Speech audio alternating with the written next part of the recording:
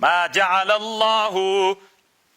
نه ده ګرځولې الله من بحیرة بحیره بحیره به طالبانو دوی هغې اوښې ته ویلې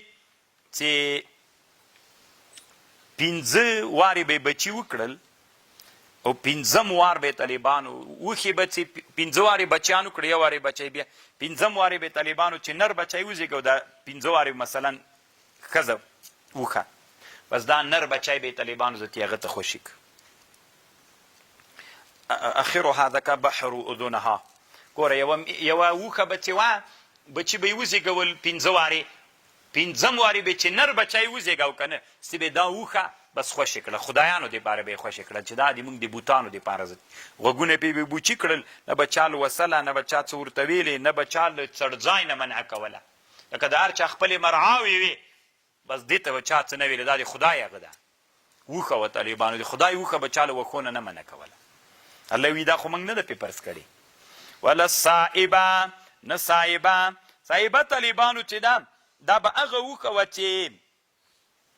اوښې به 10 بچي وزېږول او دا 10 وړه به اناث ول، 10 وارې به اوښې بچي وزېږولې یوې اوښې او ښځې بچیانې به یې وزېږولې، چې وبه یې زېږولې دا اوښه به یې ذاتي څو کړله، دا به یې خدای دپاره پرېښودله، دې ته به یې صاحبه ویلې. او بل وسیله وه، وسیله به یې هغه میږې ته ویلې چې په 15 وارو کې به یې 10 بچي هر وارې 2 ښځې، دا واریم 2 دانې میږي، بل واریم 2 په 15 وارو کې به یې څې نو دا به چې هغه کړل بیا به یې دې ته هغه ویلې وسیله. حام به یې طالبانو هغه ته ویلې، حام به یې هغه نر اوښ ته ویلې طالبانو ورونو چې دا معاملې به یې دومره ډېرې وکړلې که نه چې مور به یې هغه کړه، بیا به یې طالبانو چې بیا به یې د مور نه چې هغه پیدا سو بچی هغه به یې هغه اوښه به یې چې هغه کړه، بیا به چې د هغې نه لور پیدا سوړه هغه به یې چې هغه کړه، ستې به طالبانو ویلې وزتې دا اوښ بزرګ سو، ستې به دا خدای دپاره وه، یا به طالبانو داسې چل کو بیا دا به هم ذاتي بزرګ و د الله هغه به و، دې ته به په مرعاو په هېچا به هم څه نه ورته ویلې. یا به یې داسې کول طالبانو یو اوښ ته به یو اندازه وټاکله چې دومره اندازه اوښ طالبانو ډېر په سختي معامله کوي، سخته په سختي یې کوي، نو دا به یې چې خپل اندازه ورته ټاکلې وه چې دومره اندازه یې پوره کړله که نه ستی به بیا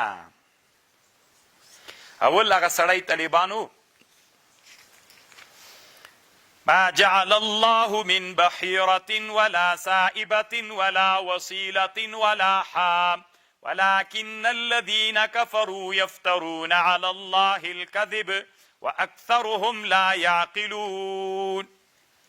طالبانو په عربو کې دا کارونه نه ول، دا د بت پرستیانو عادتونه، دا یو سړی عمر ابن لوحی نومېده، دا هغه دلته راوړل، نبی علیه السلام ورته ویلې ورځ صحابهو ته وی عمر ابن لوحی مې ولیده وی په جهنم کې پروت کلمې ترې راوتلې وې داسې پې تاوېده په خپلو کلمو باندې.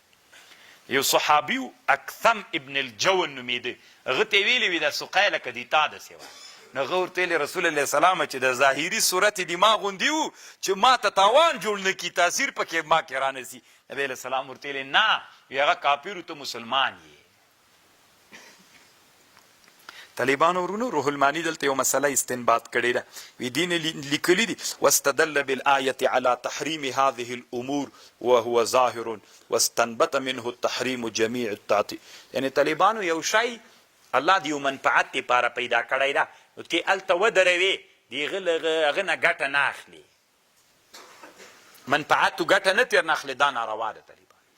یو شی تا ته الله درکړی ګټه او منفعت نه اخلي، د منافع یې مطلق تعطیل کې دا ناروا ده. طالبانو لکه په پکتیا کې یوې ولسوالۍ کې طالبانو یو ششپای ولاړ ده چې هغه طالبانو به لیدلی که نه، د هغه وطن طالبان شته که نه، نو طالبانو ورونو ششپای درولی ده، نو چې خدا دې بزرګ نومې پیښی که څنګه چل ده معطل یې پرېښودلې وي، مونږ همدې نه ګټلې. بعض انسانان وي طالبانو کور یې جوړ وي، کور همداسې پرېږدي معطل، نه څوک پکې اوسئ نه ګټه ترې نه اخلي. دا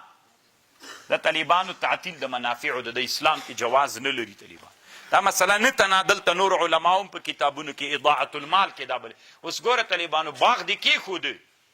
او باغ ته اوبه نه ورکوي، ورځ تر بلې وچېږي، دا ناروا ده. طالبان